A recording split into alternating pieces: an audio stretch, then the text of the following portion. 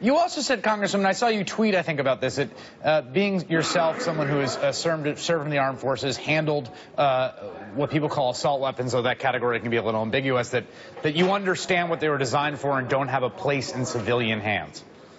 They do not. If anybody's ever seen what these assault rifles will do to a human body, it's not something that you need to defend your home. It's not something you need to go out and hunt with.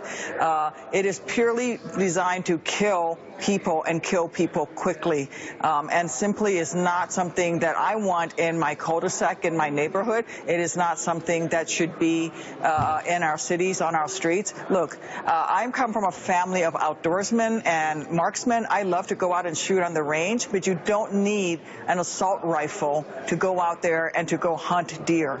It's simply not sensible. And all we're asking for is, we're not even looking at the assault weapons tonight. All we're asking for are two things, which is to keep people on the no-fly list from being able to buy guns, and expanded background checks so that there's universal background checks for anyone who wants to buy guns. Congresswoman Lee, you've served in the Congress for quite a bit of time.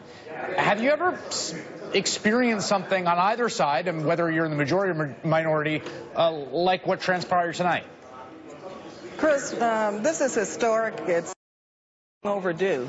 We need to get these weapons of war off of the streets of America. Minimally, we should pass these two very moderate measures. And so finally, we have decided to say enough is enough. We're sitting in, and we're going to make sure that the Speaker hears us loud and clear. 90% of the public wants us to pass these measures, and we're going to demand that he brings them to the floor. You know, the NRA has had a stranglehold on members of Congress, and it's time to break that up, and we're going to do that. So let's say Speaker Ryan comes back, he gavels in some piece of House legislation on Zika funding, which is one of the things that is sort of been prepped by the Rules Committee that he could move forward, and then he gavels to recess and leaves. I mean, what next?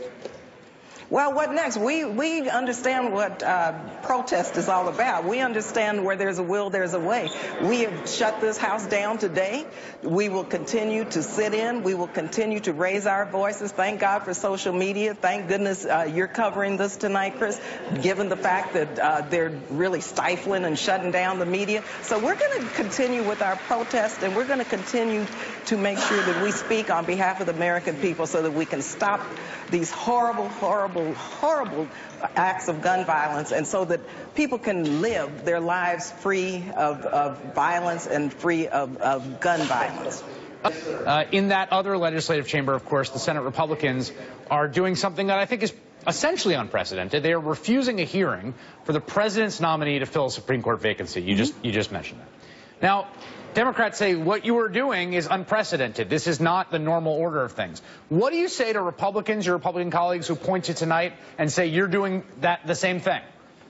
What I'm saying is all we're asking for is a vote. We're asking them to do the regular order. We're asking to do their jobs and allow us to have a vote. I don't understand what the Republicans are so afraid of. Have the vote. If you don't want to have expanded background checks, if you think people should be able to buy guns on the internet and at gun shows without background checks, then vote no on the legislation. But they don't want us to have the vote. They're hiding from their constituencies. They're hiding from the American public. They're going so far as to shut down the cameras and to not allow the American people to see what is going on.